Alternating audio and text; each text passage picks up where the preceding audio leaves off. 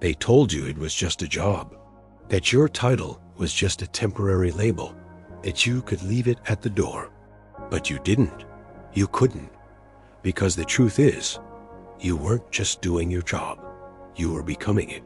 Not in one day, but in thousands of small moments. The early mornings you ignored your body. The weekends you postponed for just one more task.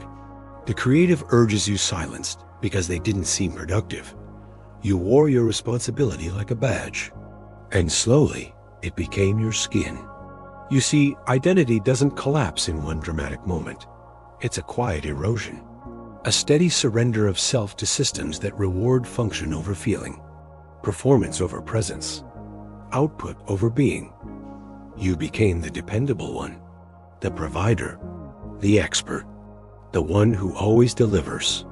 But beneath all that competence, a quiet voice began to die, the one that asked, "Who am I? When I'm not being useful to someone else?" No one ever taught you how to just be, only how to produce, achieve, and endure. And so the years pass, and your name becomes a job title. Your calendar becomes your value. Your exhaustion becomes a virtue. Until one day, they shake your hand and say, "Congratulations, you made it." They call it retirement. You try to smile, but something in you feels hollow. Not because the work is over, but because the person who arrives at that finish line doesn't know who they are anymore. That's the real crisis. Not that you stopped working, but that you forgot how to be anything else. The system didn't just take your time. It rewired your sense of self. So when the machine no longer needs you, you no longer know how to need yourself. You look in the mirror, and it's not rest you fear. It's silence. Because in that silence, the postponed parts of you start to speak. The ones that ask to paint, to write, to wander, to sit still without shame. And now they're strangers to you, ghosts of a self you abandoned, all in the name of being useful. Retirement isn't peace. It's a mirror, and it reflects what you were never allowed to build. A self beyond function, a soul beyond schedules. The system gave you purpose, but it cost you presence. Now, if you want to feel alive, you'll have to start from the beginning, not as a worker, but as a human being. So you thought you left the machine. You said goodbye to the meetings, the deadlines, the inbox full of expectations. You imagined freedom would feel like silence, like breathing again. But what greeted you wasn't silence. It was noise, just of a different kind. Cruise ads, luxury condos, financial plans with smiling seniors on the cover. Live the life you deserve, they whisper. But what they're really saying is, now we sell to you differently. You didn't exit the system. You just moved into its final funnel. Before, you were a worker. Now, you're a consumer. Before, they mined your labor. Now, they mine your time, your fears, your longing for purpose. They wrap it in words like security, lifestyle, reward. But it's still a transaction. Retirement has become an industry, a well-oiled machine built to monetize your final decades. You're told you've earned peace, but what they're offering isn't peace. It's programming. New routines, new schedules, new memberships, new plans. Plans to manage, plans to maintain, plans to prepare for the next plan. It looks like freedom, but it feels suspiciously like more of the same. Because the core illusion hasn't changed, that value equals control, that happiness can be bought, that safety is the ultimate currency. And it's seductive, because after decades of being told what to do, structure feels like security. But the structure is a cage dressed in soft lighting, and the most dangerous prisons are the ones you don't realize you're in. You sit in your new condo, perfectly climate controlled, but the wildness in your soul is starving. You've been told you're finally free. But when was the last time you felt spontaneous? When was the last time you did something not because it was on a brochure or a checklist or a bucket list, but because it made you feel wildly, irrationally, wonderfully alive. You see, the system doesn't end with the paycheck. It simply shifts forms. It sells you the illusion of control because it knows how terrified you are of the unknown. But real freedom was never about control. It was about surrender, about wonder, about presence. And presence can't be packaged. They gave you a new identity: retiree, traveler, senior, investor. But none of those are who you really are. They're just new masks. And if you don't take them off, you'll outlive your final chapter the same way you lived the rest, playing a role someone else wrote for you. Retirement was supposed to be your time. But what if time doesn't belong to you until you stop trading it for someone else as idea of meaning? What if real retirement isn't about stopping work, but about finally starting life? It started before you even knew it had begun. When I graduate, then I'll be happy. When I get the job, then it begins. When I buy the house, when I raise the kids, when I retire, then, always then, never now. You weren't taught how to live. You were taught how to wait, conditioned like clockwork to postpone joy, to see life not as something to experience, but something to earn. And so, you lived like an accountant of the soul, saving, deferring, storing moments for later. But later never comes, because the habit of delay becomes a worldview. And before long, joy starts to feel irresponsible, smiling without a reason, guilt, resting without achievement, shame. You've been programmed to hustle, even when there's nowhere left to go. Psychologists call it delay discounting. The brain's tendency to undervalue the present in favor of hypothetical rewards in the future. And that training runs deep. It's why you scroll through vacation packages, but forget to look at the sky.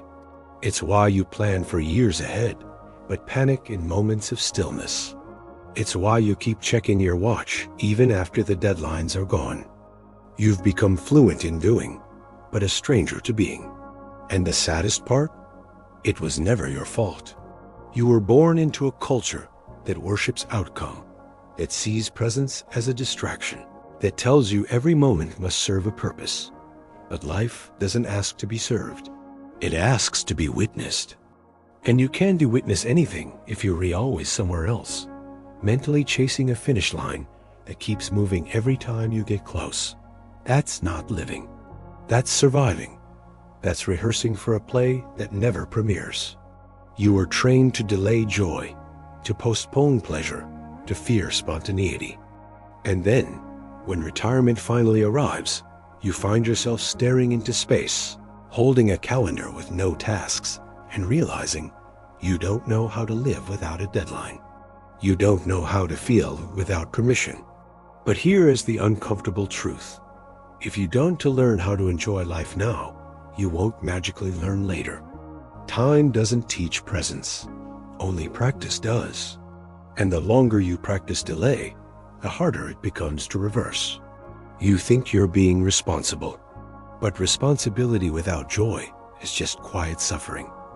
You think you're preparing, but what you're really doing is rehearsing your own absence. Because presence isn't something you find after the work is done. It's the only thing that makes the work, or the rest, worth it. So the question isn't, when will you feel free? The real question is, will you ever stop waiting? You thought the finish line would feel like liberation. No more time cards, no more schedules, no more chasing. But when you stepped off the treadmill, you didn't find stillness. You found a catalog, cruises, condos, wellness retreats, golden years, planning sessions, endless invitations to buy your freedom. But look closely, that's not freedom. That's a sales pitch. And the product isn't the trip, or the insurance plan, or the Mediterranean lifestyle. The product is you. More specifically, your fear of chaos, your need for control, After decades of being controlled, you've spent a lifetime being useful. Now they offer you a new purpose. Spend. Spend to feel alive. Spend to feel secure. Spend to silence the question, who am I without a job? Because here's what they know. If you stop striving, you'll start wondering. And wondering is dangerous. Wondering is unprofitable. So instead of giving you space, they give you structure.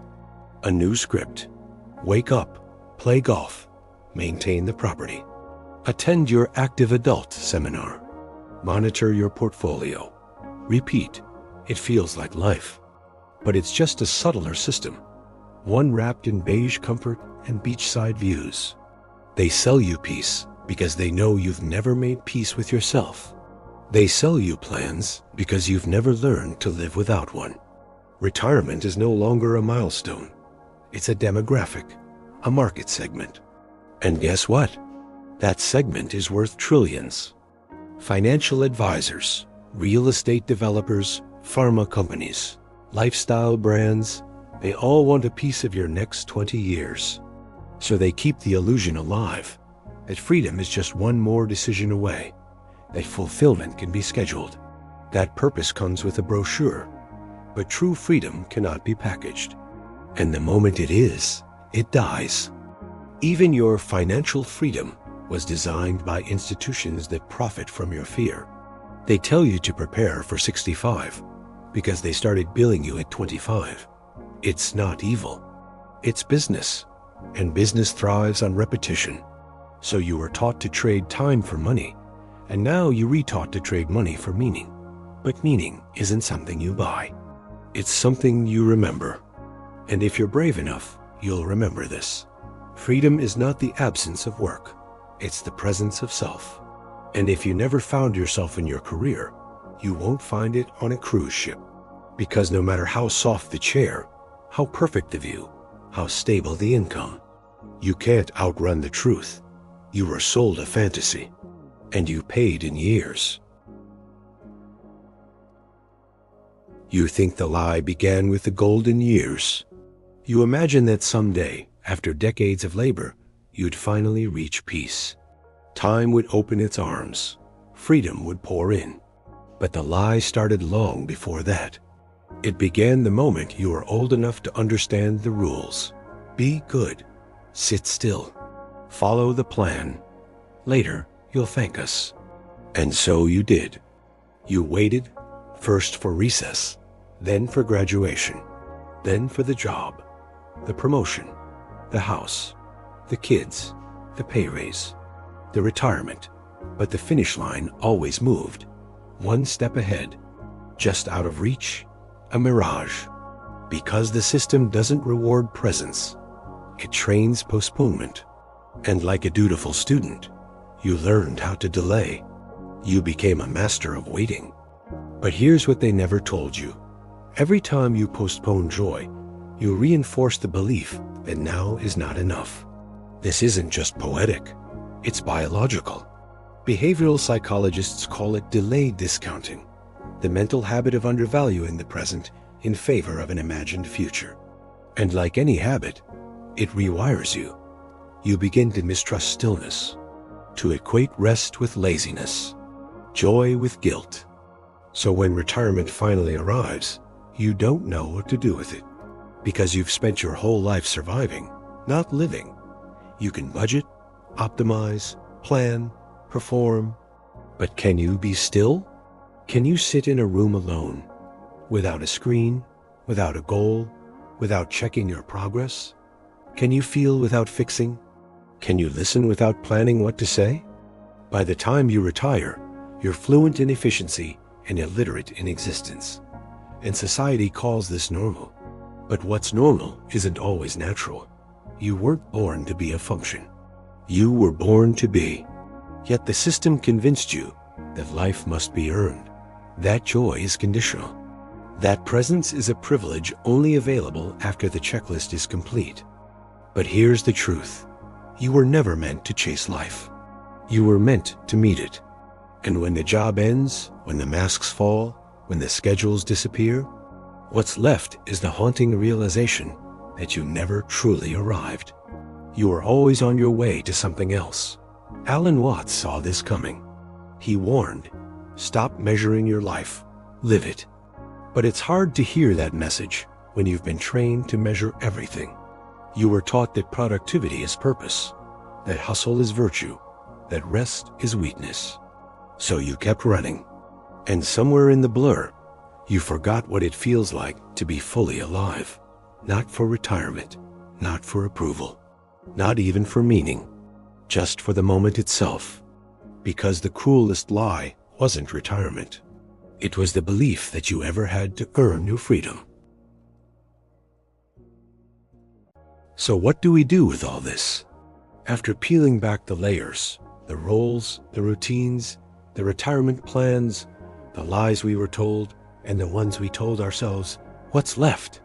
Just this, a choice, not a plan, not a step-by-step blueprint, not a retirement seminar, a single, radical, terrifying choice to stop waiting. Because real freedom is not something given to you after 40 years of obedience. It is not a gift the system hands over in a golden envelope once you're redone. It's not something you buy with a pension or inherit with age. Real freedom is a capacity, a state of being, an inner revolt. It begins not when you quit your job, but when you quit the mentality, when you refuse to be defined by function, measured by productivity, ruled by the future. Freedom is not more time. It's the power to be fully present in the time you already have. It's not about escaping the system. It's about reclaiming yourself within it. Because the most revolutionary act in a world built on striving is to just be. To sit in silence without needing to earn it. To feel joy without asking permission. To explore passion without attaching it to a paycheck. And yes, it's scary. Yes, it feels like chaos. But only because you've been trained to mistake stillness for danger. So start where you are. Retire from the trance. The trance of always preparing, always planning, always postponing. Let your new identity come from what lights you up, not what labels you've worn. Engineer, manager, provider. Fine. But deeper than all of that, you've always been a creator, a seeker, a soul. So build from that. Create a new rhythm. Not one filled with goals and outcomes, but one carved from intention. Make space for purposeful silence. Moments where nothing needs to be solved, where you don't optimize, you simply observe. That is where freedom is born. Not in doing more, but in doing less with more depth. And when it comes to connection, choose depth over novelty. Don't chase moments for the photo album. Don't collect memories like trophies. Be with people who see you, not just the roles you can play.